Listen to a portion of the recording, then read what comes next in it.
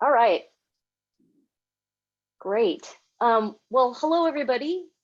Hopefully you had a nice, quick little chance to grab a bite or take a break. Welcome back to the 2022 IEP Workshop. I'm Lynn Takata. I'm with the Delta Science Program, and we're about to get started with session number 2, the Delta Science Fellows Program Highlights from the Class of 2020. So in celebration of this year's IEP Workshop theme, Early Career Scientists, this session is all about the Delta Science Fellowship opportunity that's for emerging scientists, but also an opportunity for seasoned veterans who want to participate as mentors. So we'll start this session off with an overview of the program from the Delta Science Program's Lauren Hastings. And then we'll hear a series of 11-minute lightning talks from some of the amazing scientists who began their fellowship in 2020. So after all of the lightning talks, we'll then get the real skinny on what the Delta Science Fellowship is really about through a panel discussion with all the speakers. So as you heard earlier, if you have any questions, please enter them in the Q&A box function. Since these are lightning talks, the time is going to be fairly tight. If we have time after individual talks, we'll take a question or two. Otherwise, we'll get to as many as we can during the panel Q&A. So with that, I'm going to hand it off to Lauren Hastings. Thanks, Lynn.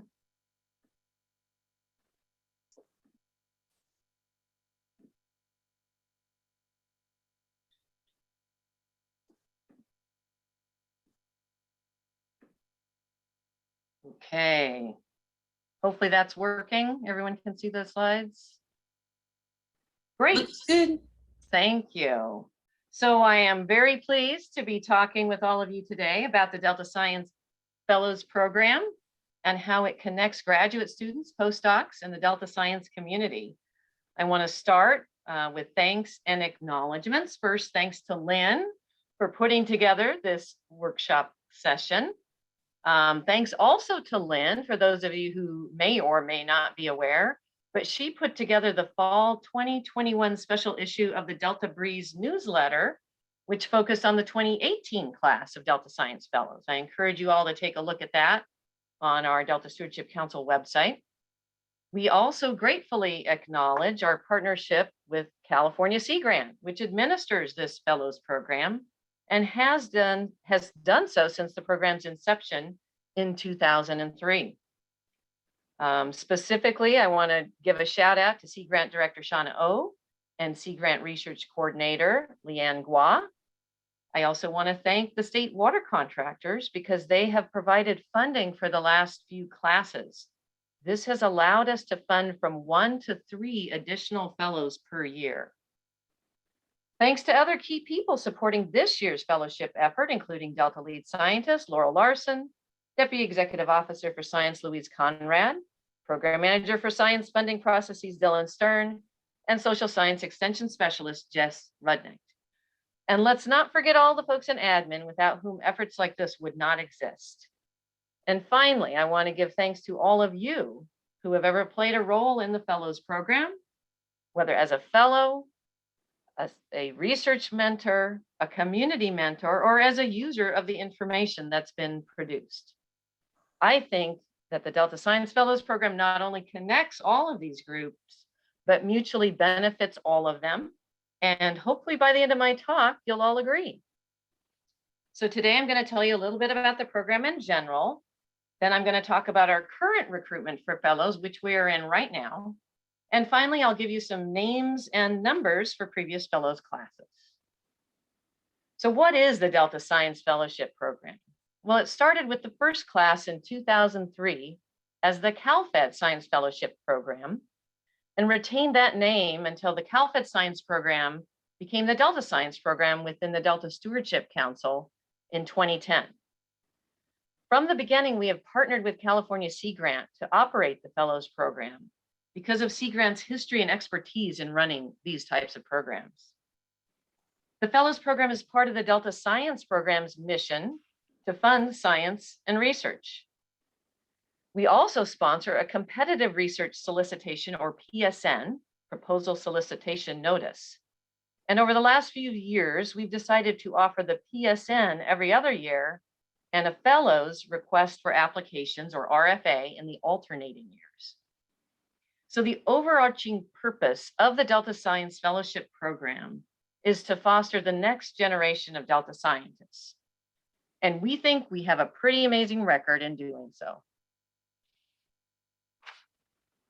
So now for the nuts and bolts of the program, it's a competitive program for graduate students and postdocs that provides up to 2 years of funding, which includes a monthly stipend as well as research and education related expenses.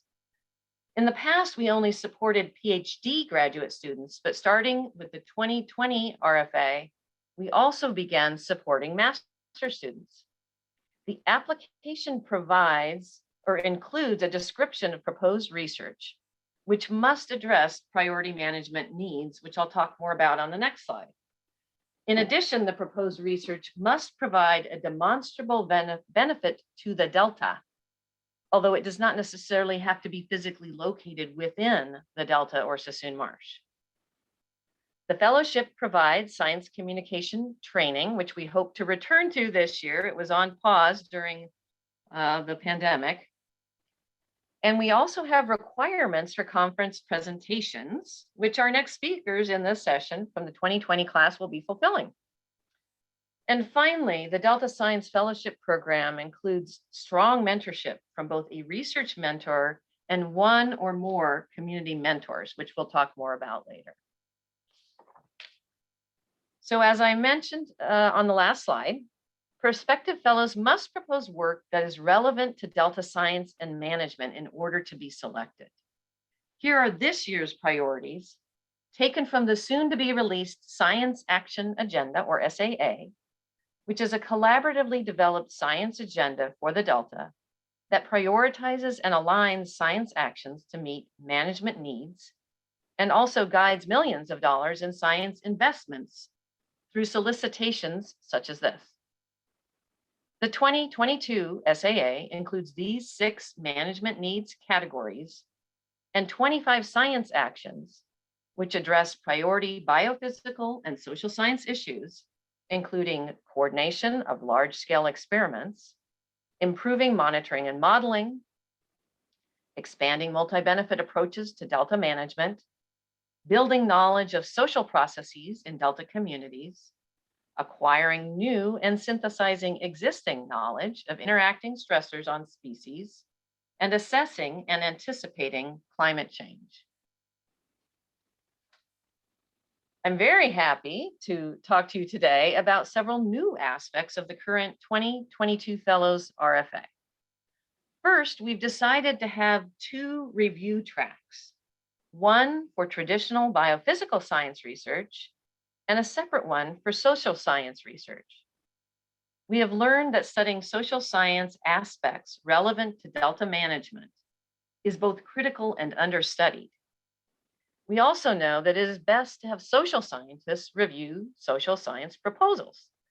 So having a separate track for social science applications makes sense for determining the merit of the proposals and suitability for funding. Another new feature this year is requiring a notice of intent to apply, or NOI, early in the process.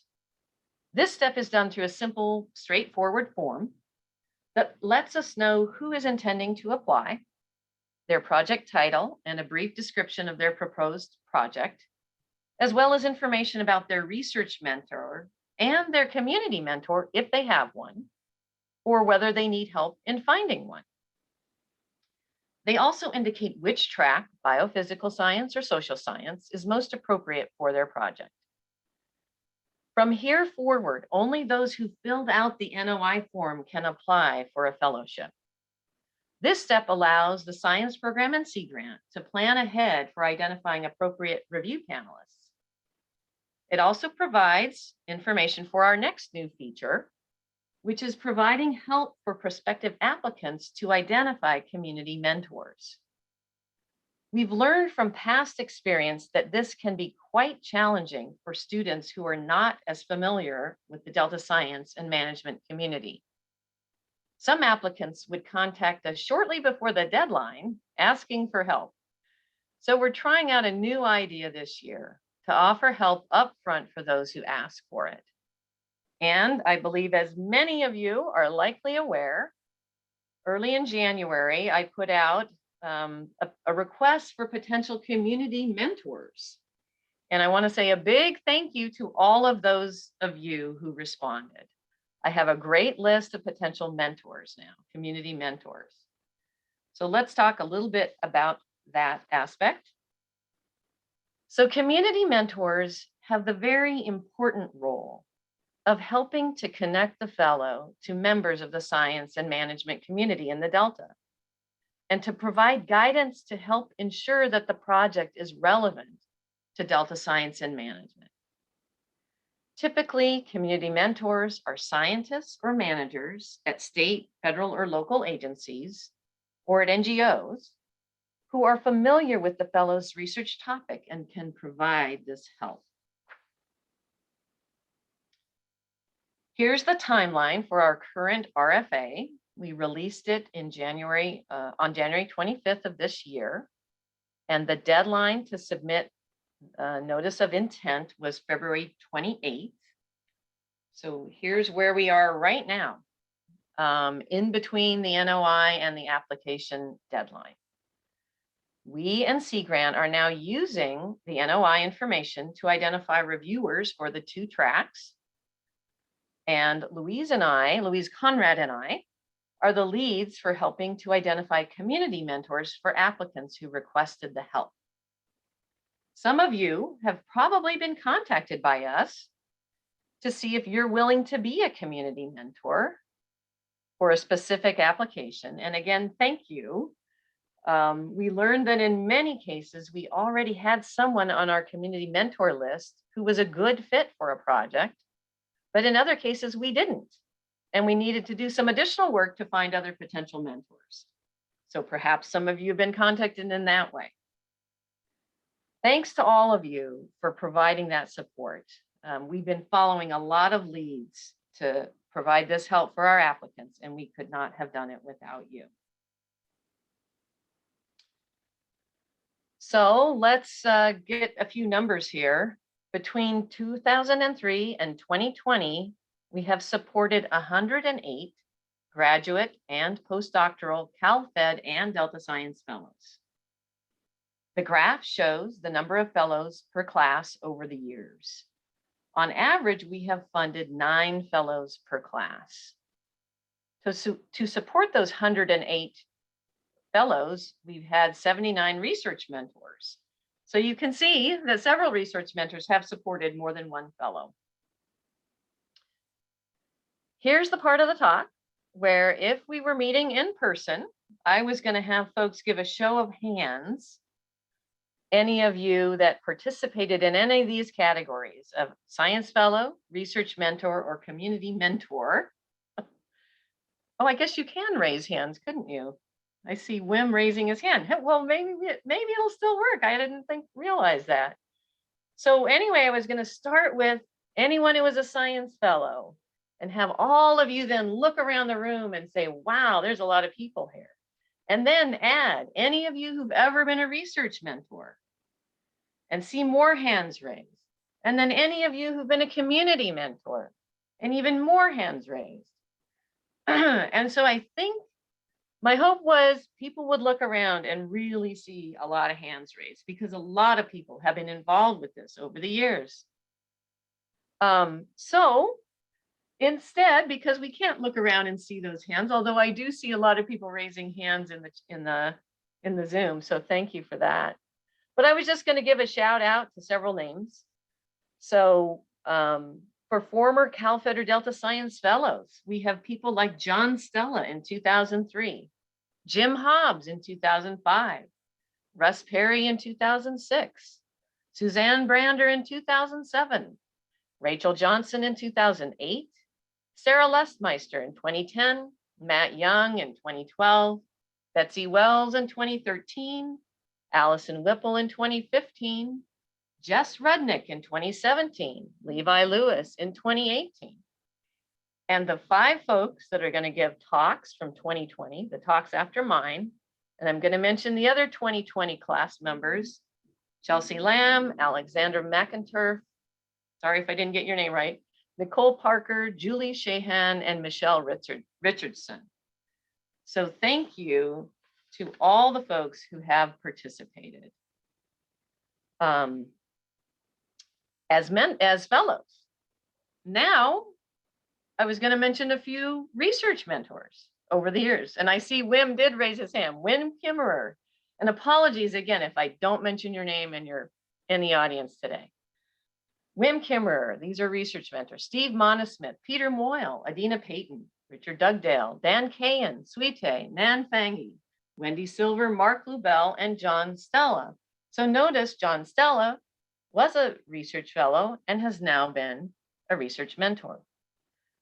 Finally, to the very important community mentors over the years, people like Tamara Kraus, Brian Bergamaschi, Steve Deverell, Anka Mueller-Solger, Stacy Sherman, Peggy Lehman, Josh Israel, Judy Drexler, Ted Summer, Randy Baxter, Jim Hobbs, Rachel Johnson, Matt Young. Those last 3, they were research mentors and now are community mentors. So we've really influenced a lot of people over the years. And I think they have, I hope, benefited from the program. Denise Colombano in her talk earlier thanked the program. Thank you, Denise. We think this is a stellar program and a huge success, but it's really only because of all of you. So thank you to all the Delta Science Fellows and mentors. I love this picture. This is 2018 Delta Science Fellow, Annalise Del Rio. And that's all that I have. So if I have time for questions.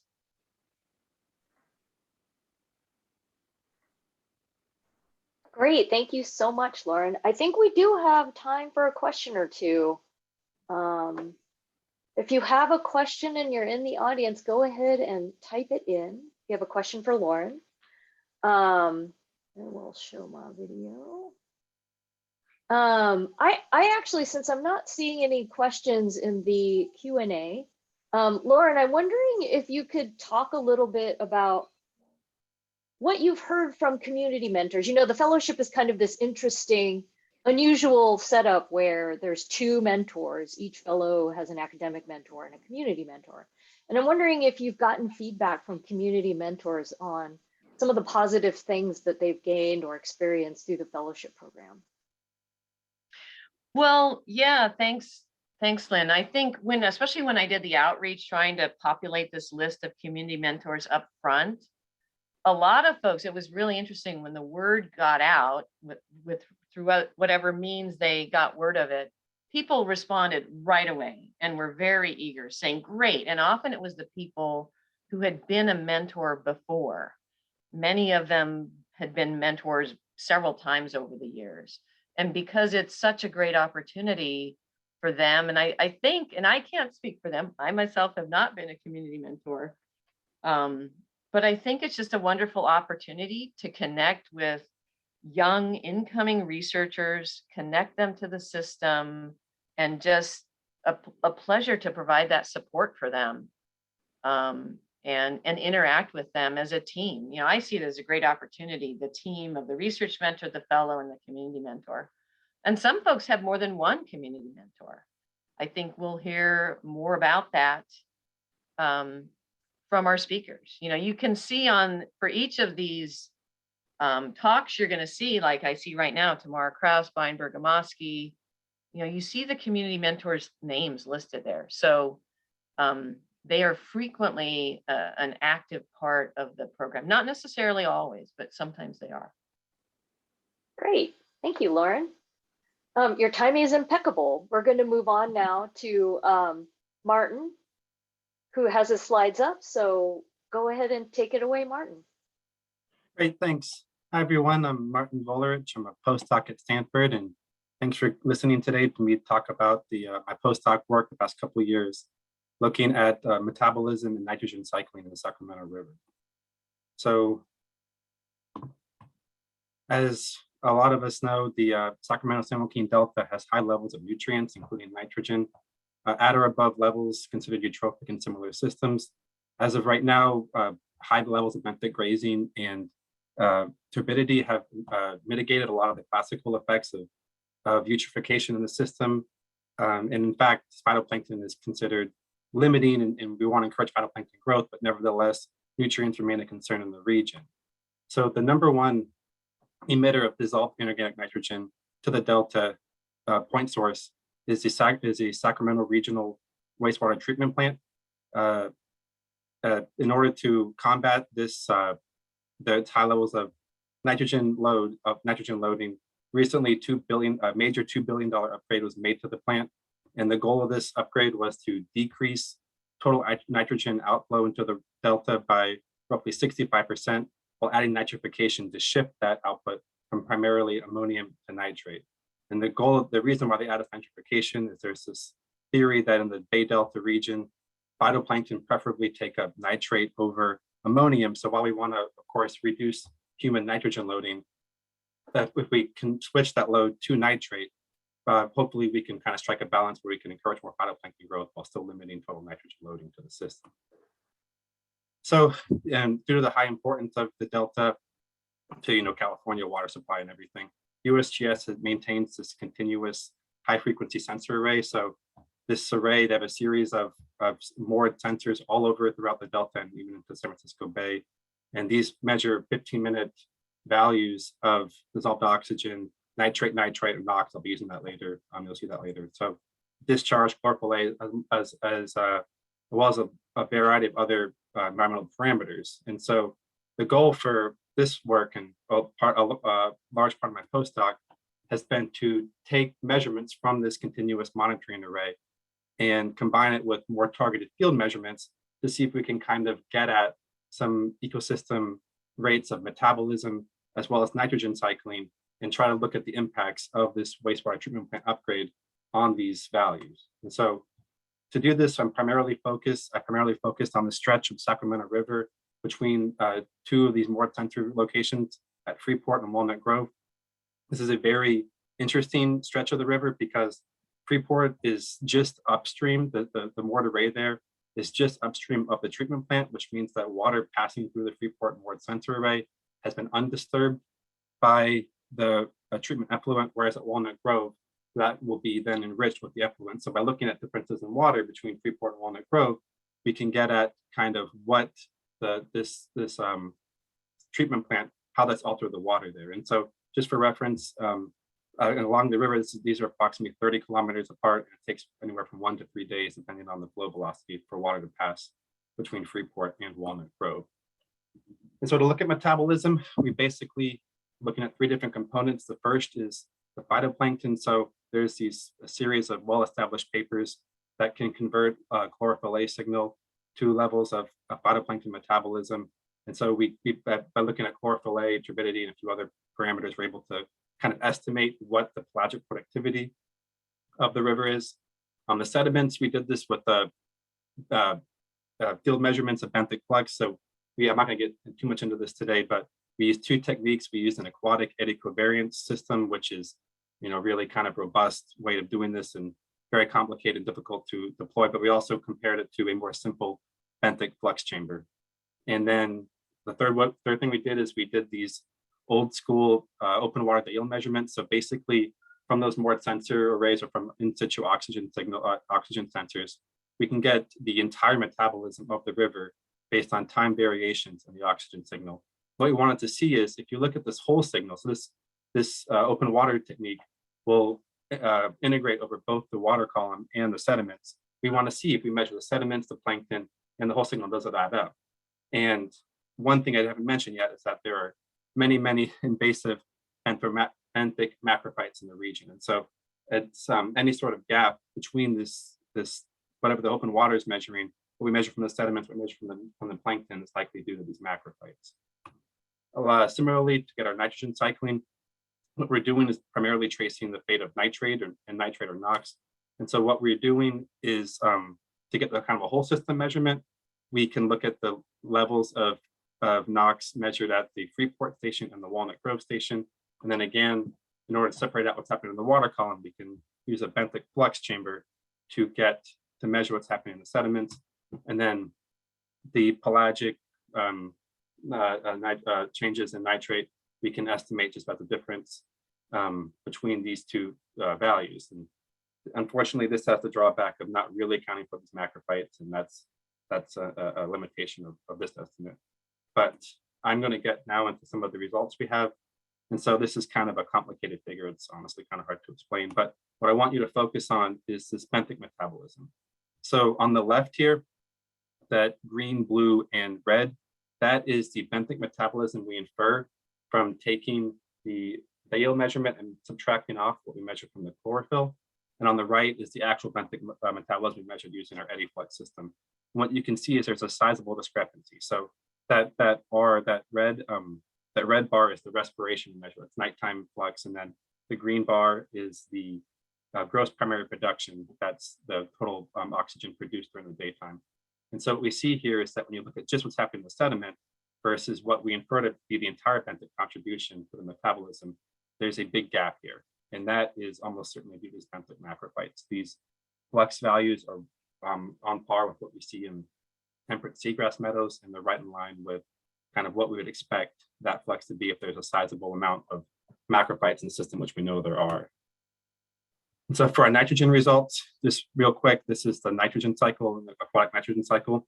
And what we are focusing on here again is this nitrate. That is the species of nitrogen we're tracking the most.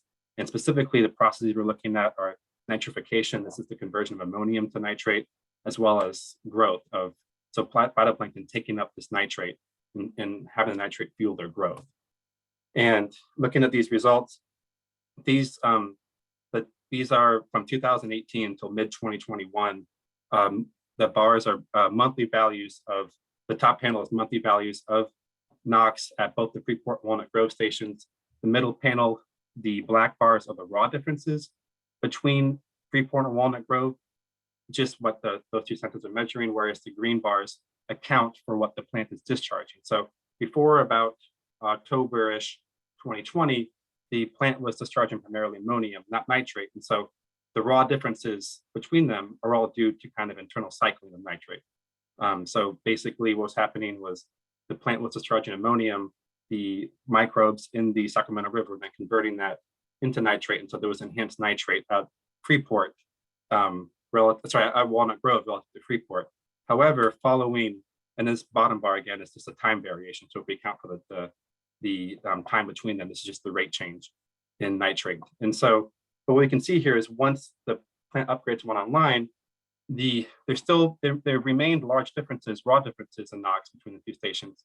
However, this was due almost entirely to outflow from the plant. It wasn't due to internal cycling of nitrogen or internal cycling of nitrate. So what it looks like what's happening is that by adding nitrification to the plant, it kind of shut off natural nitrification, which was already going on in the Sacramento River. And this is at least one thought.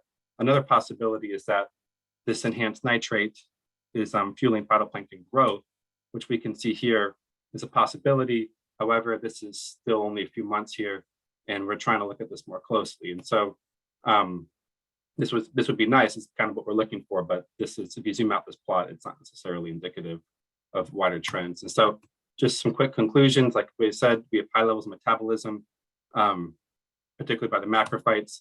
I didn't show this, but there's actually very little N-cycling in the sediments. We measured a benthic flux of nitrate of 0. And then, so everything that's happening, we assume is in the water column, or most of it. There are substantial impacts on N-cycling rates. It looks like changes, the nitrification has been shut down a lot. But however, it's possible there's increased phytoplankton growth. And then, so to test this, we're actually going to go out in a few weeks and do some more detailed flow measurements, look at more of a control volume flex to get that better for our metabolism, and then do more detailed measurements of ammonium nitrate with the boat along transects to see if we can get a better idea of what is going on. And so, we're going to test a lot of these hypotheses in the coming weeks. So with that, I just want to thank our partners and funders and yeah, thank you. Thank you, Martin. I am not seeing any questions in the Q&A box. So just a reminder to the audience, if you have any, I know I mentioned that these talks are pretty quick, but if you have any questions, please go ahead and put them in and we'll try to get to them. Oh, Peggy Lehman raised her hand. I am looking for Peggy. Ah. Peggy, do you want to ask your question really quickly? We have 1 minute. Yeah, I have a question. You talked about the idea that more nitrate in the system because of its change from ammonium to nitrate would enhance growth. But my question is, were nitrate concentrations, that is total nitrate or total nitrogen concentrations in the water column, ever limiting? So a lot of the stuff is co-limited, right? And this goes back to this ammonium paradox, and which is something that is, I know, very controversial. I don't really want to unpack that here, but that's kind of the thought, is that a lot of people believe that if there is more nitrate, that can help fuel growth. But yeah, that's kind of it's a really complex issue that I don't. Yeah, I think we all have to be careful that that application applies to diatoms alone, not to the rest of the phytoplankton community. Yeah, for sure. Thank you for clarifying. Thank you. Thank you, Peggy, and thank you, Martin. I do see other hands, but we're going to have to move on for the sake of time to David's talks. But please put your questions in the chat and we'll try to get to them if we can. Thank you. So with that, we'll move on to David Ayers at UC Davis. Hi, my name is Dave Ayers. I'm a Delta Science Fellow and a PhD student in the Ripple Lab at UC Davis. Today I'll be discussing efforts to better understand predation risk in tidal wetlands. And this work was made possible through funding by the Delta Science Program and state water contractors. So my dissertation focuses on understanding the impact of habitat restoration on native fishes in the Bay Delta, and in particular, the impact of habitat restoration in tidal wetlands. And today I'll be discussing my second chapter, which uses field experiments to better understand the drivers of predation risk in tidal wetlands for fishes. So predation is a really fundamental process in ecology, and at the most basic level, predators must eat prey to survive, and prey must have refugia to survive. Natural tidal wetlands are thought to mediate predation dynamics, providing refuge and rearing for small and juvenile fishes, and that's thought to make them one of the most productive habitats in the world. As we move forward in designing and restoring tidal wetlands, it's really important to replicate these sort of refuge and rearing functions. So our hypotheses for this work are that predation risk varies across channel order, is positively correlated with water depth, and is elevated at channel nodes and other hydrodynamic junctions. And as you can see on this figure, things like channel morphology can affect predator search efficiency. And from a prey's point of view, lower order channels provide opportunities to find refuge across space and time. These environments undergo large scale and high frequency fluctuations in tidal stage or water depth, and many prey fishes, such as Chinook salmon smolts, undergo intertidal migrations, where they're thought to take advantage of temporary access to shallow habitats with perhaps reduced predation density. And so this slide sort of illustrates that point. At low water, small and juvenile fishes may be forced to evacuate shallow intertidal channels, where they may be exposed to more predation risk in the deeper subtidal channels. But as water increases, they can begin to move into these lower order channels and seek refuge from predation. And this sort of shows that process played out time and time again as they undergo these sort of migrations to reduce their risk of predation.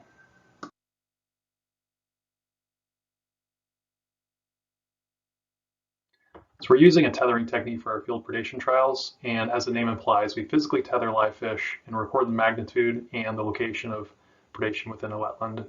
And so we've adapted this technique that's used by Cyril Michel and others at NOAA, and our sort of bottom-oriented approach is just more conducive to sampling shallow intertidal areas within tidal wetlands. So throughout the presentation, I'll refer to these devices as predation event recorders, or PERs, but they're also called chronographic tethers because they record when a predation event occurs. And so as you can see in this figure, when a predator retrieves the tethered fish, in this case a fall run hatchery Chinook, it triggers a magnet activated timer. And so then we can match up that timestamp with tidal stage sensors and determine the depth at which predation occurs. And this allows us to test one of our hypotheses regarding whether depth mediates predation risk. In terms of data analysis, we'll be using a mixed effect Cox proportional hazards model. And so our response variable for this work is time to predation, if and when predation occurs. In this case, predation happened 115 minutes and 50 seconds ago. And we'll be collecting several environmental covariates as well, including tidal stage, allowing us to calculate the depth of the sampling location, water temperature, water clarity, and a variety of other covariates as well.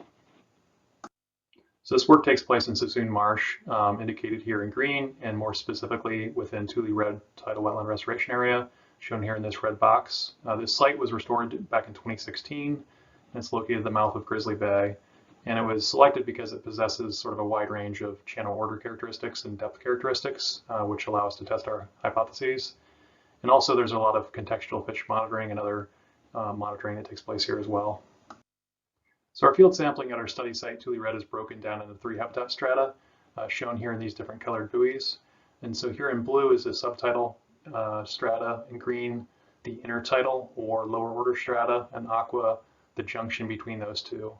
And you can also see here sort of a schematic of what these predation event recorders look like, attached in series, sort of like a set line. And so that's how the field sampling takes place. A small boat is used to deploy the subtidal in the junction strata, and 2 small kayaks are used to deploy in the lower order channels.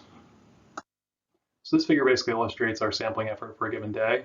Each of these X's indicates 1 set line that contains 5 different VERs. And so we have 3 set lines in the subtidal, indicated by the blue X's, 3 in the junction, indicated by the aqua X's, and 3 in the green X's. And so that again illustrates our sampling effort for a given day. So these photos sort of show what the process looks like, from tethering fish in the field to transporting them, attaching them to PERS, deploying and retrieving. And so 2021 ended up being a pilot season. A lot of work was spent developing our custom PERS that are adapted for shallow tidal wetland environments, and lots of logistics that went into how to deploy these devices across the whole wetland complex in quick succession in order to sample the same tides. So as I mentioned, 2021 was largely spent developing our custom field sampling technique, which allows us to carry out predation experiments in these shallow, dynamic, and challenging tidal wetland environments. However, our pilot data set indicates that depth may mediate predation risk. So as we can see here, more predation occurred in deeper depths. And so that sort of matches one of our hypotheses, and we look forward to a full field season in 2022, which is right around the corner.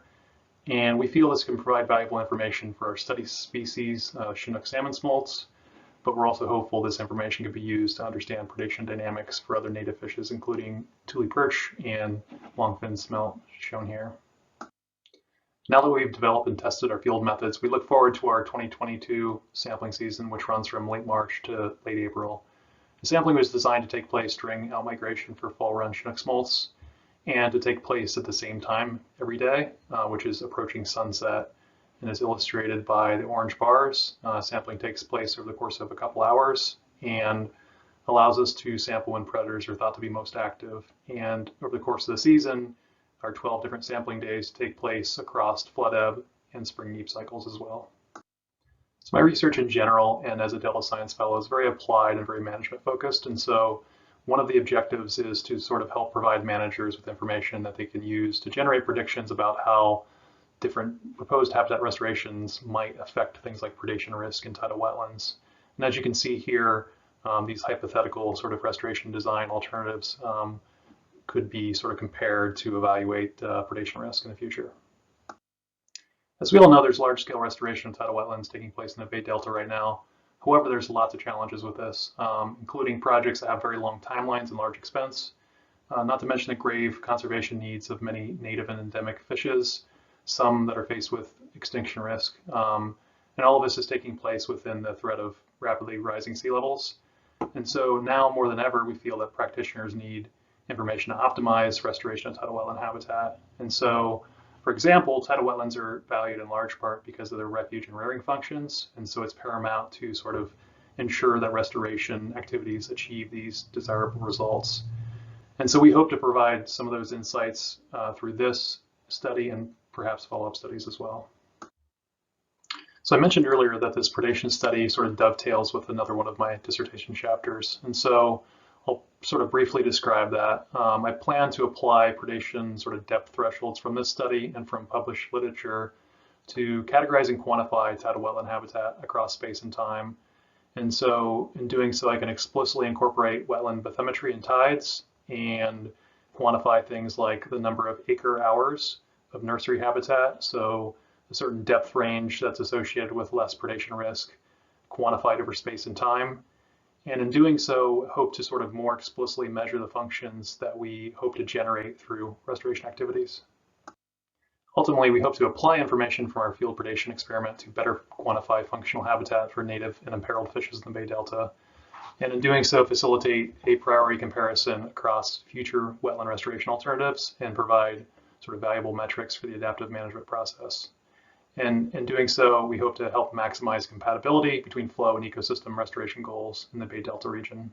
And with that, I'd like to thank a great number of organizations and people, starting with the Delta Science Program, which hosts and funds the Delta Science Fellowship Program. It's a really tremendous program. If you're not familiar, if you're a student, I really encourage you to look into it. I'm very fortunate to be a part of that. And also state water contractors who generously provided 1 year of my fellowship funding. Thanks to IEP for the opportunity to present my research here today, and for my research and community mentors who provided a lot of guidance and support for this project. And lastly, lots of other folks, hopefully most of which are included here, that have provided support over the last couple of years. And for my Intrepid field crews, 2021 and 2022, we look forward to getting started next week, and thank you all. And with that, I'll take any questions, and I'll be happy to sort of elaborate on the hydrospatial habitat model here or in the future. Feel free to reach out to me. Here's my email address, and look forward to hearing from you. Thank you. Thank you, David. That was really cool. We have time for one very quick question if anybody has one. I am not. One question from Arnold Aman. Will you be able to test how turbidity affects predation rate? Yeah, that's a good question. Can you hear me, by the way? Yeah. Okay. So I've developed a sensor basically that has a sensor above and below water measuring light. And so I'm using that to basically measure water clarity continuously. And so I'm able to match that up with the predation event that occurs. And so not turbidity per se, but water clarity or water visibility as a surrogate. So really looking forward to seeing how that might impact predation risk. Very cool. That sounds like a lot of data to go through. It is, but yeah, we've workshopped it and it works well and so on. So yeah. Very cool. Yeah. All right. Well, thank you, David. I think we're going to go ahead and move on to Madison Mathers. Sorry, Madison, if I massacred your last name. Who's from UC Davis. So go ahead, Madison. I think there's a recording. Yes, thank you.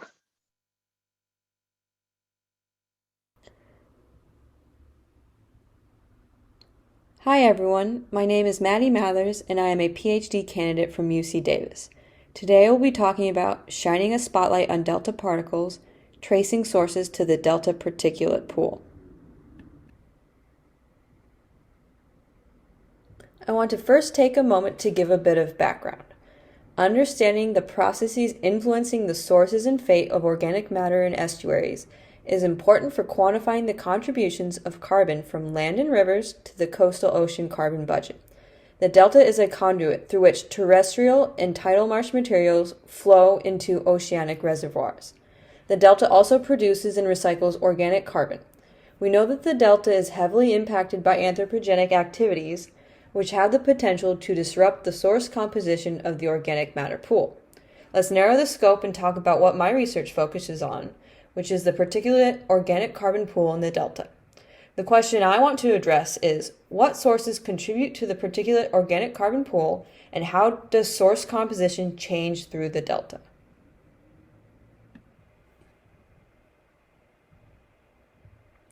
To cover the methods briefly, we collected 120 particulate samples across the delta over a 2-year period to capture spatial distribution and seasonal changes. Samples were taken across 1 week in August of 2020, and then again in July, May, and October of 2021. Samples were filtered and particle composition was analyzed by using lignin as a biomarker for vascular plant material, chlorophyll A as a biomarker for primary production, and in carbon and nitrogen stable isotopes for broad source characterization.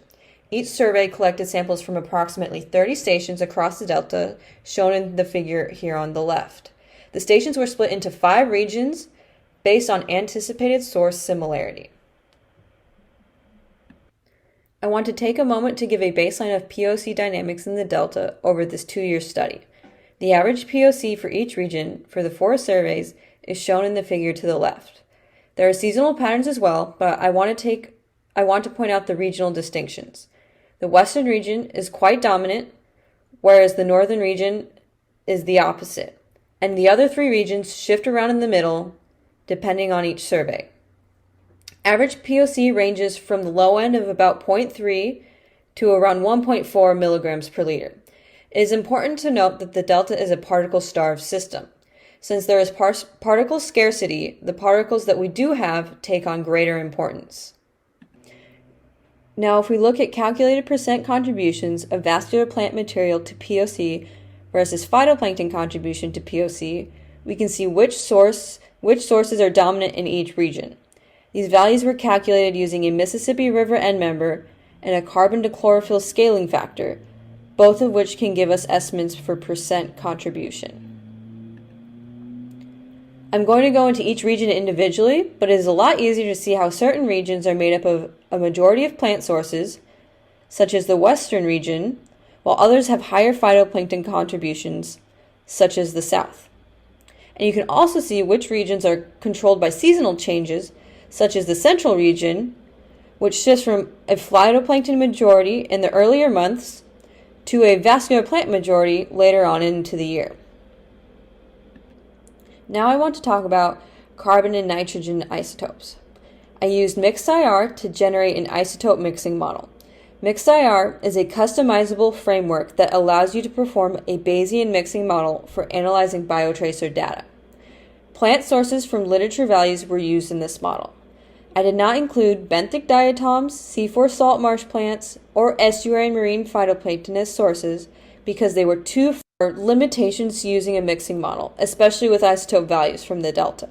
Isotope compositions of delta sources are notorious for overlapping signatures and high variability. That being said, looking at the figure, it is apparent that the sources do not fully capture the data set. This means that potentially we are missing a source, or the source values used in the model may not be relevant. Continuing with the mixing model discussion, not only did it generate the isospace plot shown in the previous slide, but it also created posterior density plots.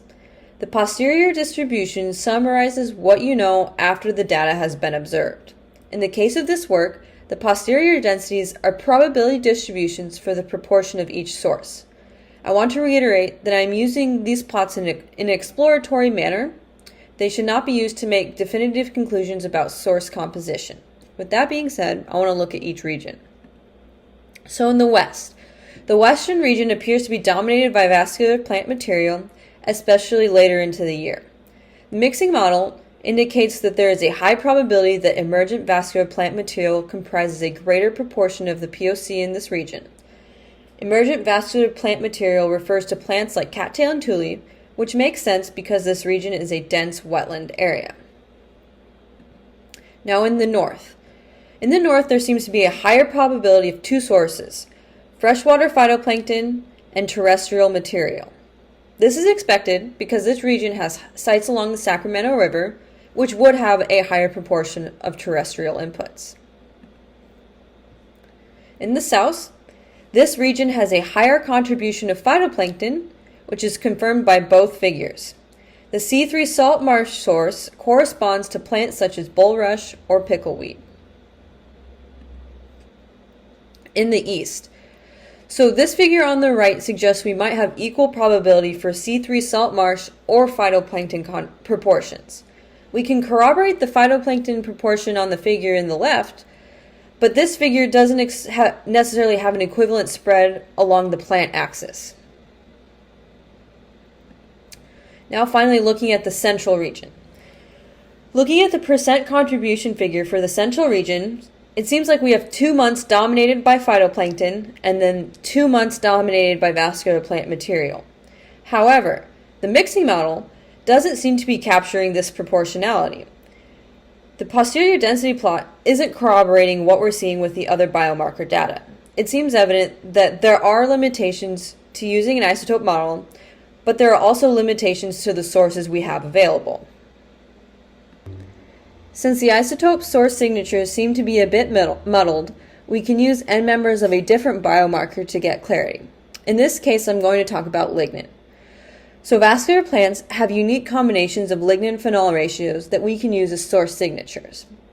In the case of this plot of phenol ratios, I included 2 emergent vascular plant end members, cattail and tule, denoted by the C and the T, which are common in the delta. If you remember from the previous slide, the mixing model indicated that the western region had the highest probability of containing emergent vascular plants. But you can see that the western region is one of the least likely regions indicative of cattail and tule based on the lignin biomarker data. And in fact, the northern region looks like it might have source signatures closer to cattail and tule, but if you can remember, the mixing model indicated that this region contains terrestrial inputs. The large seasonal and regional variability in particulate organic carbon comes as no surprise.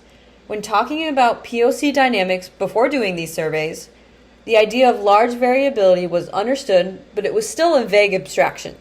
Now that we have concrete data showing how the whole delta changes, we can take the necessary steps to reorient how we think about particulate carbon in the delta. The most important thing to understand is that there's no one-size-fits-all approach to the delta. From analysis methods all the way to management options, we should be customizing our methods based on our goals. For example, if the concern is trying to augment particles for supporting the food web, there are areas where we are going to have to try really, really hard to cause a difference, and it may not be worth the effort based on what this data set is showing. We should think to address the unique dynamics in the delta with equally unique solutions. I want to take a moment to thank my PI, Dr. Peter Hernes, as well as my lab members and my USGS collaborators. I also want to thank the Delta Science Fellowship and state water contractors for providing the funding to conduct this research. Thank you.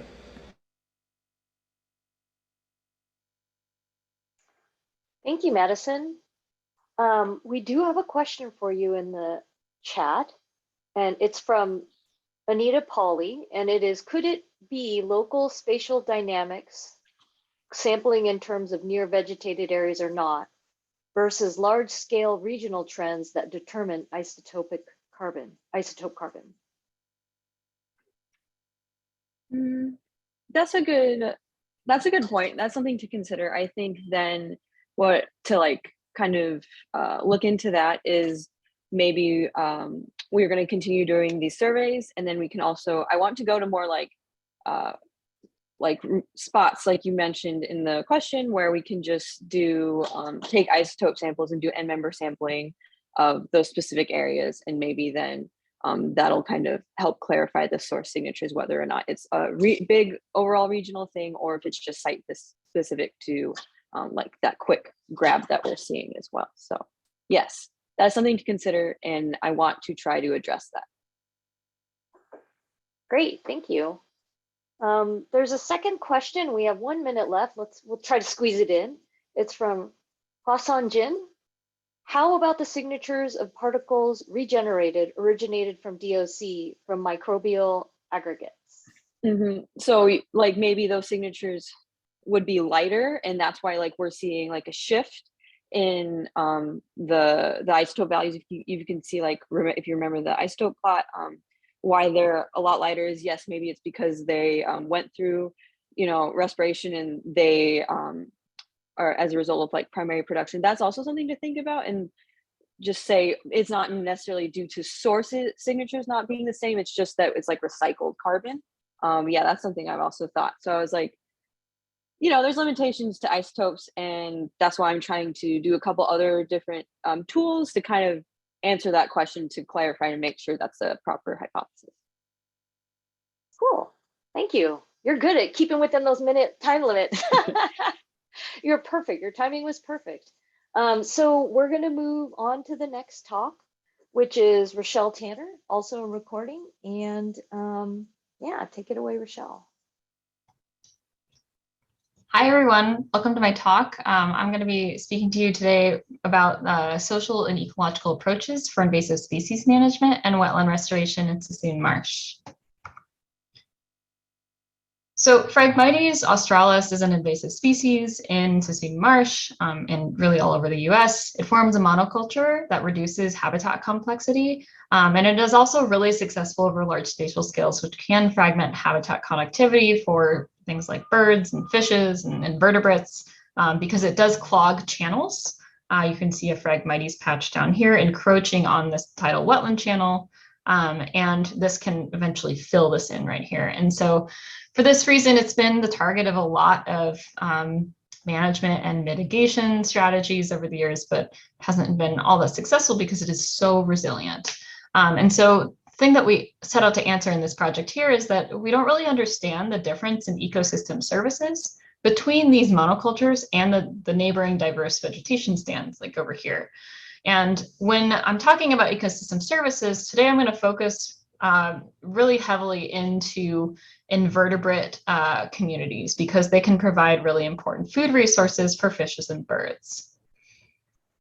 And so our big picture ecological question here is, does Phragmites alter the physical environment enough to fragment the availability, which is in timing, abundance, and diversity of food resources? And when I say food, I'm saying invertebrates. So what we're looking at here is a lot of different invertebrates that we collected from benthic cores, pelagic samples, and terrestrial captures.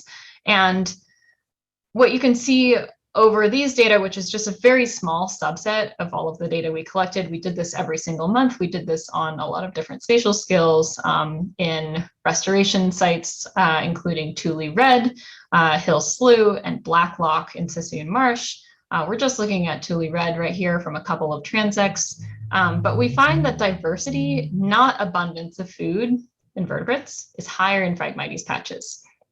If we break that down over here on this graph, you can see that the bars, cumulative bars, are always higher for native than Phragmites. But the number of different colors in there, and I know it's hard to see, but you can trust me statistically, the number of species in Phragmites is almost always higher than in native. And the only, abundance difference here is that insects really, really love Phragmites, than we found. And, we're kind of puzzled over why this could be. Phragmites is this monoculture, and the habitat complexity is very uniform over its range. The native habitat is heterogeneous. It's got lots of different species at different heights and different vegetation types. So we were thinking, why are we seeing this pattern where there are more diverse species in Phragmites patches? One thing that we looked at was abiotic conditions like temperature, light, and dissolved oxygen deep into these patches. And so what you're looking at here is a temperature record of two loggers that are, within 50, probably less, meters of each other in the marsh. And the blue dots are from within the Phragmites patch, and the red dots are from within the native plant patch. And I think what is really striking about this graph is that all of the blue dots on average are lower than the red dots and less variable. So this means that Phragmites patches shelter invertebrates from heat stress. And so you can see that if we look at anything above 30 degrees Celsius, which is generally considered quite stressful physiologically for invertebrates living in temperate ecosystems, you never see that in the Phragmites, and you very often see that in the native plant habitat. And so we're thinking, well, this might be a reason why there are more diverse invertebrates in these Phragmites patches. But what about food quality? So we set out to answer this question in the lab. And what we worked with was amphipods, which are a really important food resource for fishes. And I'll spare you the biochemistry of this, but we also looked at protein content, glycogen, and lipids. And anecdotally, we haven't finished processing the data yet, but the Phragmites habitats produce fatter, healthier, just more tasty amphipods than the native habitats. They have more protein, they have more glycogen, there are just more of them, and they have more babies over weeks and weeks. They survive better. And so, we're taking this to mean that cooler and less variable climate, which is perpetuated by Phragmites canopy, increases food quality. And these two things together, with more diversity of invertebrate species, but also higher quality of some invertebrates that we looked at, leads us to this question of why are we trying to get rid of all of the Phragmites? One, because it's very expensive to do that, and I think we, by and large, haven't been very successful at that. But we started thinking about, what would a marsh with a mosaic of habitats look like? Could we just fragment the habitat and put in native restoration to provide these areas of climate refuge and then invasion refuge, right next to each other? And so this is this really interesting dichotomy where, invasion stress, as we call it, is actually mitigating climate stress. And this question, this story has been really interesting for us. And it's something that we're indirectly following up in our next grant, which I'll touch on briefly at the end. But before we do that, I want to very, very briefly talk about the communication study that we did. So we were looking at how we can improve environmental literacy around wetland restoration. For those of you who are unfamiliar with how I like to do research, I always do environmental psychology and linguistics research alongside my natural sciences research. I think that it's really important for the public and other stakeholders to understand what we're doing and why we're doing it. And this data is also not yet released because it is human subjects data and I can't share it yet. But we find broadly, not just here, that you have to appeal to cultural values when you communicate about issues, especially that are a little bit sociopolitically charged. It's not enough to just talk about the science. And so we find that values like protection and responsible management track really well for natural resource communications. And we also have a series of metaphors that are designed specifically to deal with complex, nuanced scientific topics. And I'm happy to share them at the end. And the other thing that we always include is ending with a community level solution that the audience can see themselves a part of. And this thing in the middle that we're avoiding is, no pun intended, the swampy thinking, where we're leading our audience away from unproductive thinking models, like just the environment doing its thing when it's really climate change. And one last thing that I want to add is that this project is not possible without course-based undergraduate research. The data analyses that are shown here were by and large done by students. We ran a study alongside or with the help of Susan De La Cruz's group at the USGS to see whether students can produce research-grade IDs. And yes, they can, and they can do it within a couple weeks. And not only can they do it, but it actually increases how they feel about them being scientists and their sense of belonging in STEM. And so I think this is a real win-win overall, and showed us that we can make research more accessible and actually benefit us in the long run, offloading some of that work onto other people who want the experience. There was a small question in there about what are we doing after this fellowship? Well, the main thing that I've been doing for the last 6 months, I'm a new professor at Chapman University, and that's why I'm talking about all my students doing this work, because they are now. We also got a new socio-ecological award from the Delta Council to follow up on this work, and I'm really excited to continue that with existing and new collaborators in this space. I also want to point out that we're hiring a new postdoc, I am, and so if you're interested, please contact me for more information. And I just want to end with thanking the generous funders, collaborators, land managers, and support staff for this award. Without them, nothing would have been possible. I especially want to highlight Westervelt, Cal Fish and Wildlife, and DWR for their support in helping us access these spaces, and of course, the Suisun Resource Conservation District Office and John Takakawa. As you can see on this page, there are over 100 people who have helped with this project over only 1 year. And I really want to thank all of them and all of you for listening to this presentation. Thank you. Thank you, Richelle. Are there any questions out there for Richelle?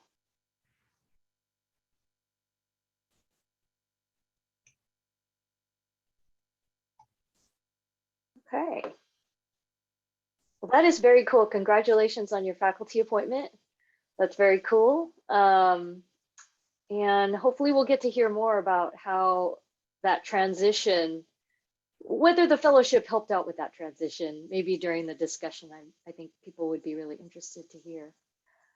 So I think with that, we'll go ahead and move on to Denise Colombano, who you heard from earlier.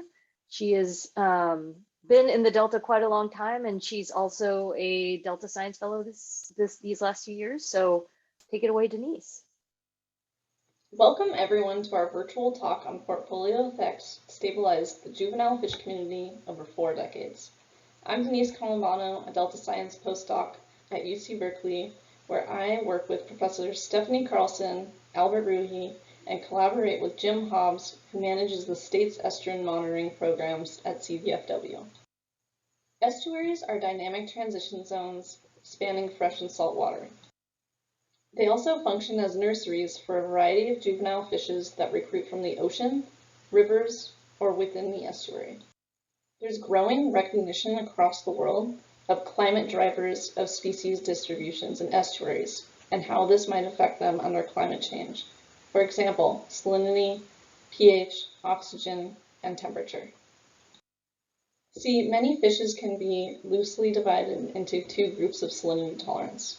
Stenohaline species that tolerate a narrow salinity range, usually pure freshwater, pure saltwater, or Euryhaline species that tolerate a wide range of salinity and more flexible. However, more flexible species may still be more sensitive in juvenile and larval life stages, and as a result undergo ontogenetic shifts, moving from one habitat to the next as they grow. A good example of this would be striped bass, which are born in freshwater and then move out to saltier water. Similarly, species have different thermal tolerances. Some are cool water associated species that tolerate a narrow temperature range and experience thermal stress in warmer conditions. Some are warm water species. They either tolerate a wide range of temperatures, they're more flexible, or maybe they prefer warmer waters. There's also life history diversity among fishes. Some are anadromous. They move from freshwater through the estuary to the ocean and then back to freshwater. Some are marine opportunists. They move from the ocean into the estuary when conditions are favorable for them. And there are also estuarine-dependent species that rely on estuaries at one or more life stages. For our study, we asked the question, in this variable climate, are there portfolio effects that stabilize juvenile fish abundance at the community level and over time? Specifically, how does species abundance fluctuate in space and time? Do they exhibit differential environmental responses? And does biodiversity or spatial asynchrony buffer aggregate fish abundance from this environmental variability? For this science synthesis effort, we combined data sets from multiple different long-term monitoring programs, which was exciting but also challenging. See, long-term physical dynamics are well studied thanks to environmental monitoring, but it still remains difficult to link them to the estuarine fish community dynamics when there are multiple survey years, dates, and locations. To address these challenges, we implemented MAR models, which are useful for analyzing time series in fisheries. However, we use the state space versions, which explicitly accommodate observation error and spatially replicated time series across large regions. MARS models have 2 equations.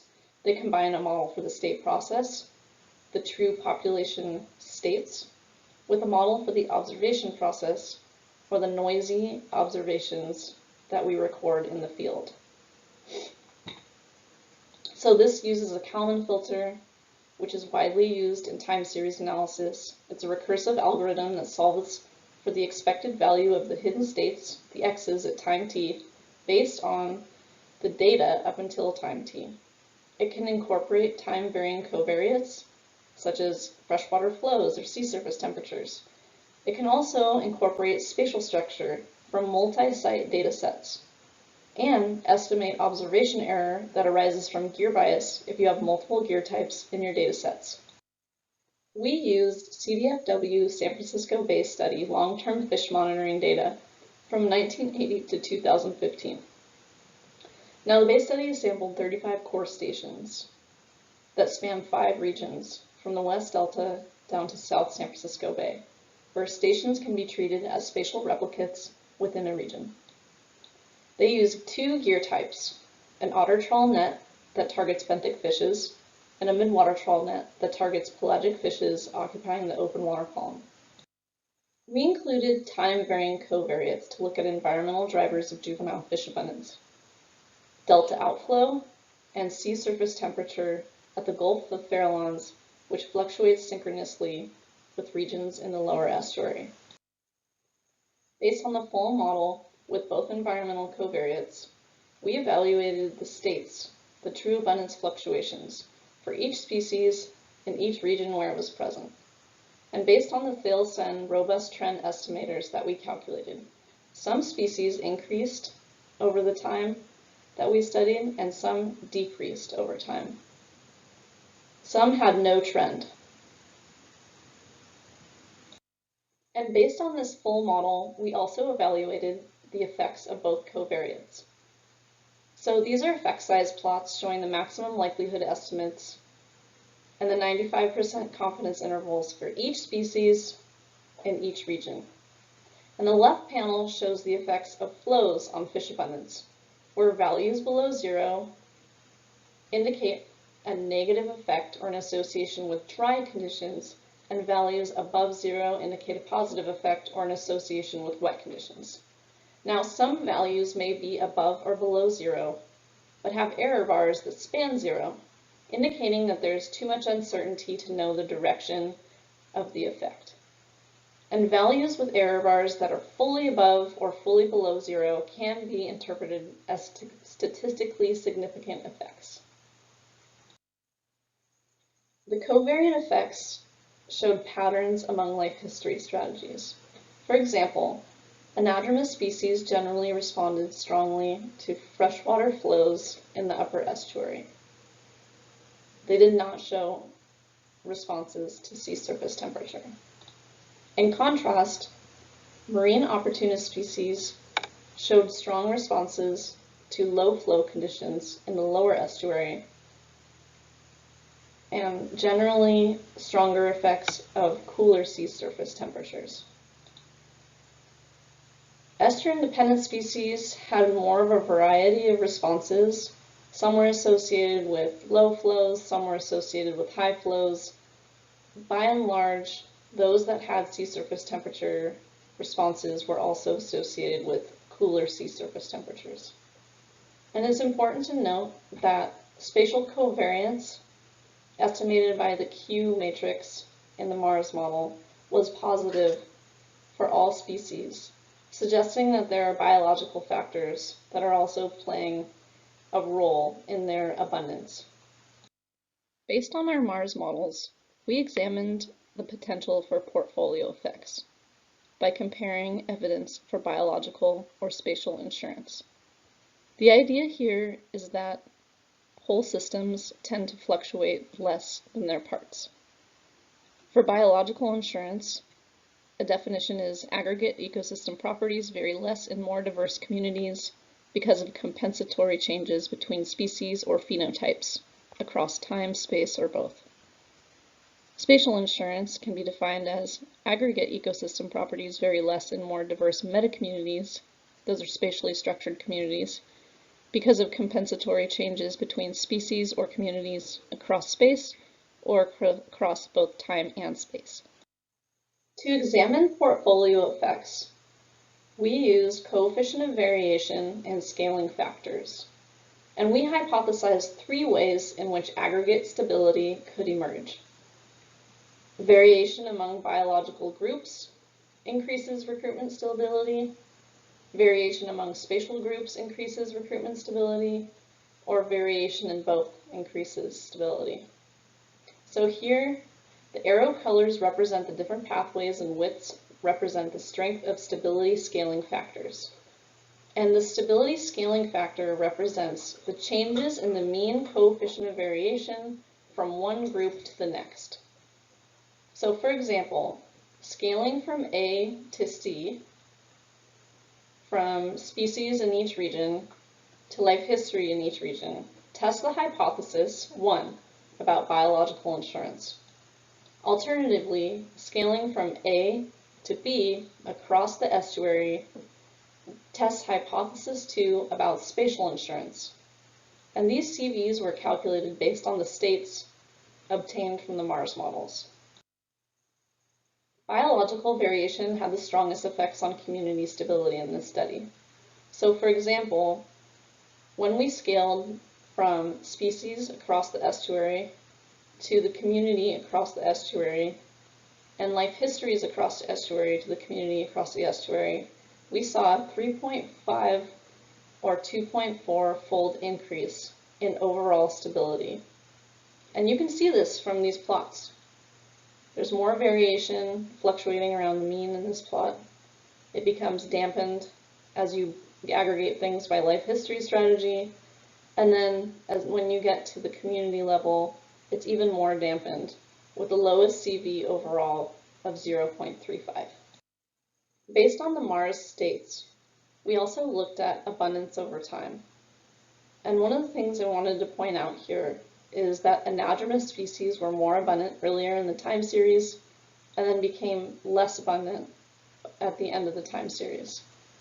And this actually represents what is called a mean stability trade-off. So yes, they are becoming more stable over time, but that's because they have a reduced mean abundance. In this study, we found that species exhibited diverse abundance patterns in space and time and largely responded to interannual fluctuations in flow and/or sea surface temperature. Multiple portfolio effects emerged, chief among them diversity among species and life histories, which were the strongest stabilizers overall. This study also revealed potential impacts of marine heat waves and drought on the stability of the juvenile fish community.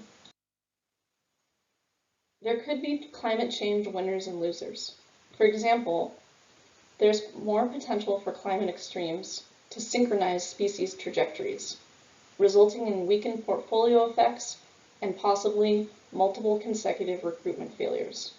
Now, there's already evidence for weakened portfolio effects in anadromous species due to the low mean abundance trade-off that we talked about. This is not good stability. And species with short life cycles, such as longfin smelt, may be at highest risk of synchronization and thus extinction. In terms of management implications, balancing the opposing needs of freshwater and marine species that respond strongly to these conditions requires special consideration. For example, in prolonged droughts, periodic managed flow pulses that freshen the estuary during the rearing and outmigration windows could strengthen cohorts of anadromous and some estuarine-dependent species. In contrast, periodic drought, which results in saltier upstream habitat, may continue to benefit marine species, but this depends on prevailing ocean conditions. Managers could send flow pulses to shorten summer peak temperatures, restore deep bays and shallow tidal marshes to help mitigate marine heat wave impacts in the lower estuary. But overall, regionally coordinated efforts to prevent consecutive recruitment failures for high-risk species, particularly those anadromous species, is critical for their persistence.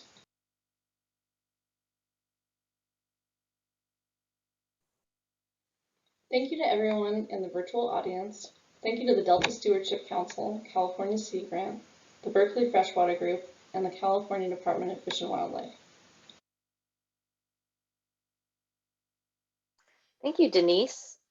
We have one quick question here. I'm hoping you can maybe address fairly quickly. I want to get to Wim's question because I missed him earlier. He was raising his hand. It's more of a statement I think he's looking for you to react to.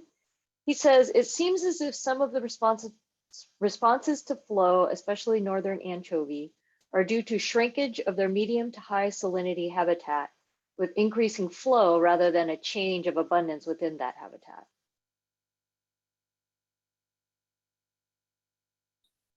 Is that written in the Q&A? I think I made It is. Okay, I'm gonna just read it to myself really quick. Yeah, sorry, it's a little. Okay, so northern anchovy, it's due to shrinkage of their medium to high salinity habitat with increasing flow. If I recall correctly, the northern anchovy, yes, it responded to flow, and that when its habitat expanded upstream, it just had more areas to basically, flourish. Does that answer your question? So it's more about shifting habitat up and down the estuarine gradient. Does that make sense, Wim?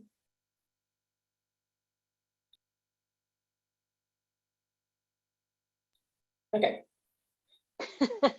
All right. Yeah. I think for the sake of time, we're going to go ahead and move on to the panel discussion. So at this time, I'm sorry, I apologize to the questions we couldn't get to, but I'm going to ask all of the speakers for this session to turn on their videos and unmute themselves. And we're going to do a little panel discussion. First, I just wanted to thank everybody for taking the time to present here at the IEP workshop. Your research is all really cool and interesting and really awesome. And it's very cool to hear all about it. I know a lot of it is ongoing. So I really appreciate everybody taking the time to tell us where they're at.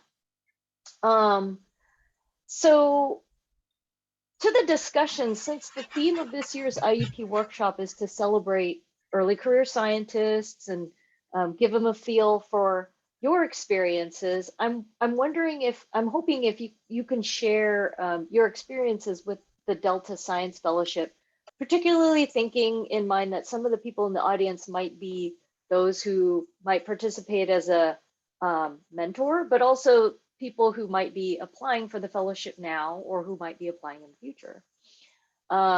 So first, I'm curious if you could share with us whether you found that the fellowship opened up opportunities or benefits that maybe you wouldn't have had otherwise. And I think, Denise, you may have mentioned this during your plenary talk. Maybe we'll start with you, but I'd also be curious to hear from anyone else if they have thoughts about that question.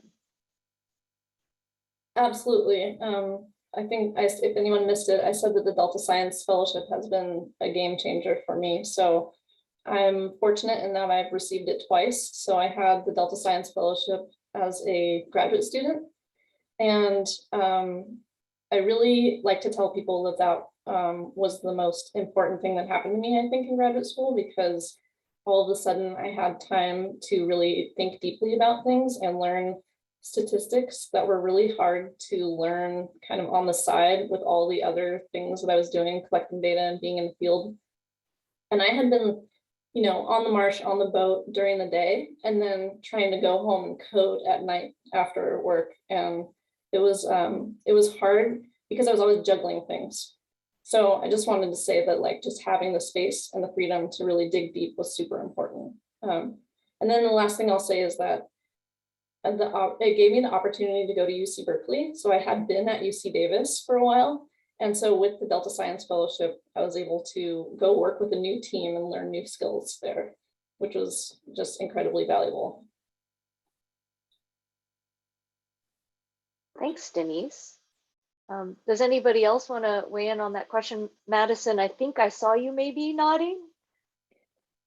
Yeah, sure. I definitely agree with Denise talking about the time and how it opened up a lot of time to, dive deep into the research. I just want to also talk about how it was very helpful being connected with such knowledgeable collaborators and having them contribute to the science, and they helped give me direction, but also just the tools and resources, able to kind of incorporate things that I might not have been able to incorporate into my project.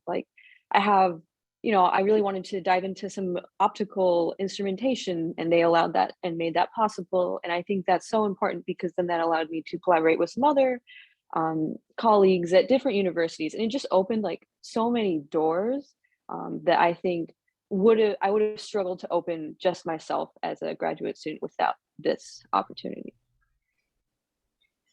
Thank you. That's a great point. Question, was that through was it the mentorship element that Yes. really helped with Yes, that? Was absolutely. Yeah. Great. Wonderful. Hey, Lynn, can I mention something? Please. Thank you, Yeah. David. I just want to mention that in addition to what has been said already, I think there's a certain recognition, if you're a Delta Science Fellow, that you're working on sort of important work that's been sort of deemed important in the Bay Delta science community. And so since there is such a big, rich alumni of folks that have been mentors and fellows themselves, then it really helps to sort of break through and get some of that help and assistance and people to sort of listen up when you start to talk about these things. So I think that is really helpful. And then maybe this is for another question, but I think it forces you to sort of gain a lot of maturity as a sort of principal investigator. You're doing everything for this project, which is great. And it's a really good chance to kind of do everything from cradle to grave, more so than maybe other sort of master's or PhD chapters that might have, assistance from your advisor more. Thank you, David. Martin, I think I saw your mute off. Did you want to chime in? Oh yeah, I was just gonna say, for me, I know that the thing that I've taken the most from this is, again, all those collaborations that it kind of, when I applied for this grant, I locked in collaborators that, that's why I have a postdoc altogether at Stanford, and then with the USGS folks and SFBI, it's just been awesome working across all those different government agencies, NGOs, and university, and it's just been a great opportunity. And yeah, for me, that's exactly kind of the community mentor, research mentor blending or whatever. I thought was really a really powerful thing for me. Great, thank you. And Richelle, I see your mute is off. Yeah, I was just going to say this really was the opportunity for me to develop a strong independent research program that a lot of other granting agencies don't allow you to do. I'm working across a lot of different disciplines and boundaries and with lots of different types of stakeholders that just isn't possible with something like an NSF fellowship. And so this really allowed me to develop a research program. And of course, I'm going to credit that to my mentors that let me do that in their spaces. But I think it was really instrumental to me getting a faculty job, to be honest. I spent less than a year on this fellowship technically, but through the support of the Delta Council, they let me finish the project, which has been really great. Cool, thank you. Yeah, that's awesome. Anything else, Lauren? You want to add anything? No? Yes? I just think it's great hearing all the stories. So I really appreciate hearing from all of you. Yeah, I think it's pretty cool to hear some of the advantages that the dual mentorship gives you. Just because I think for a lot of people, it's a little unusual, I think, for a lot of fellowships to have two mentors or require two mentors. But and I think a lot of applicants may think, oh God, why do I have to do that? But I love to hear that it sounds like there's a lot of benefits to be gained from that, from the setup, which kind of leads me to a second question, and maybe some of you have covered this already, but I'm curious if the community mentor, you found that there were specific other specific benefits that you found from that community mentor relationship, and if so, if you could share them. Go ahead, Denise. So for my postdoc fellowship, we're a group at UC Berkeley that has, these quantitative skills. Like my PI, Albert, is a quantitative ecologist, and he's just getting into Delta research now. And so there's a lot of responsibility for us to handle these data sets, these publicly existing data sets, with care, and really understand how to use them and how to apply them and interpret them. So for instance, having Jim Hobbs on our team is like instrumental to us being able to, we basically have to pass the sniff test with him, because we're just modelers behind a computer, and so we need to make sure, like, is this real? Is this a real thing? Does this make sense in terms of like the context of the greater estuary ecology and everything? And so he's always giving us feedback on things that, you know, we're finding. So I don't think our products would be as meaningful without him. Very cool. Thank you, Denise. Anybody else have anything else to add? Benefits for that you saw experienced with your community mentors? I think mentorship is really important and something that could really propel people to the next level. However, it's often not really formalized, and you don't really reach out and ask someone to be your mentor. And so just that process and that expectation, I think, helps a lot. For me, I actually had 2 community mentors, which was really great. Cyril Michelle at NOAA, who helped sort of with the methodology, and then Stacy Sherman at CDF&W, that really helped kind of ground things in kind of the monitoring element of things. So yeah, just that kind of process that's laid out for you is helpful in itself. Very cool. So I also think, like, I'm not a wetland person. I came to this with no experience in the Delta, and having community mentors that not only had like skills expertise, but were able to provide that like natural history background was so important. And yeah, just not knowing anything, walking into it in the middle of a pandemic, trying to start a field season, there's no way it would have happened without their staff. So I think for anyone looking to get into this fellowship who maybe isn't, you know, already part of the community, it's definitely possible. Very cool. Thank you, Richelle. And Lauren, please correct me if I'm wrong, but you might still be, are you still looking for community mentors for the current RFA, or are you, yeah, where is that? Yeah, especially to any of the applicants out there, I am still searching for a very small number. So, you know, just about 3, I think. And Louise and I have been very grateful for the tremendous response we've gotten in lining up community mentors. But we're still working on it. So if you haven't heard from me yet, you will very soon, I hope, because we know that time is of the essence with the application deadline in April. So we are still working on it. We're confident that we can help every single applicant out in identifying a community mentor. Very cool. Thank you, Lauren. So I think last but not least, I'm wondering if all of the fellows that are here for the class of 2020, if you have a piece of advice that you might share with the folks who are applying now or who might be applying in the future, things that you found were particularly helpful, or things that maybe you would have done differently. I'm curious if you have some advice to share with future fellows.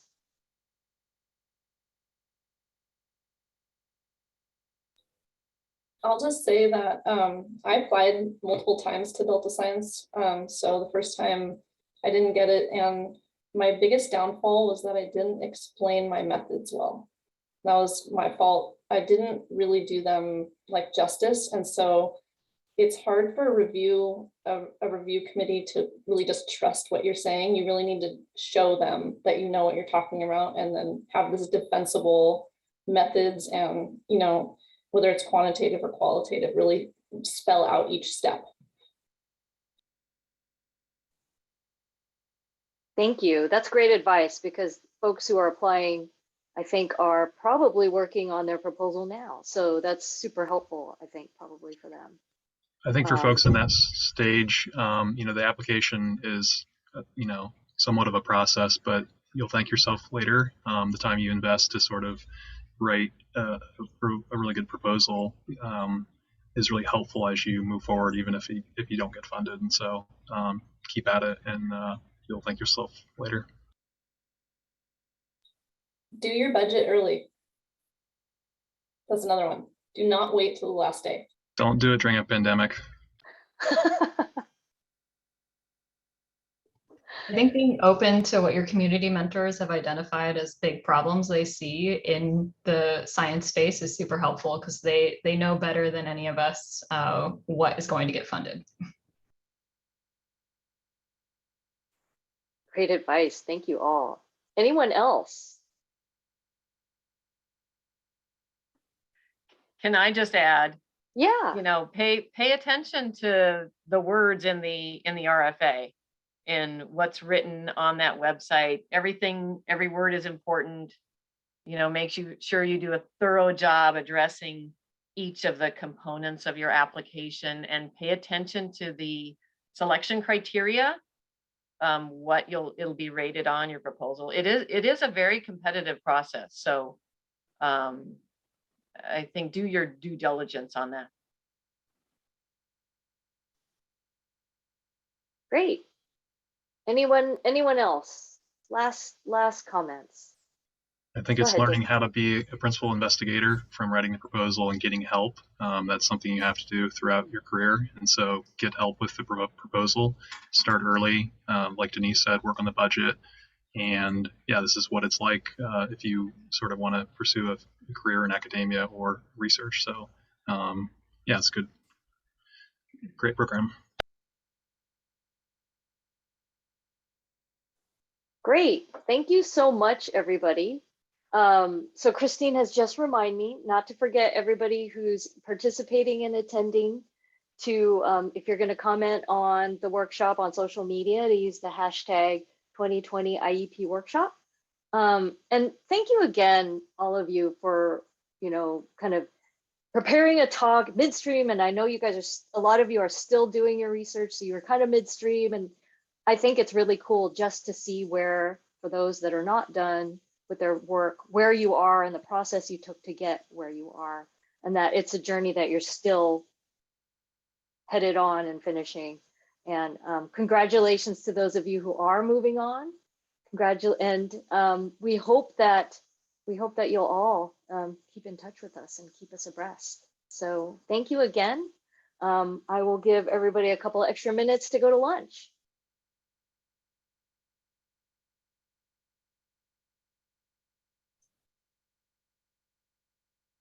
Thanks, Lynn and team. Yes, we're going to take a 1-hour lunch break. So for those of you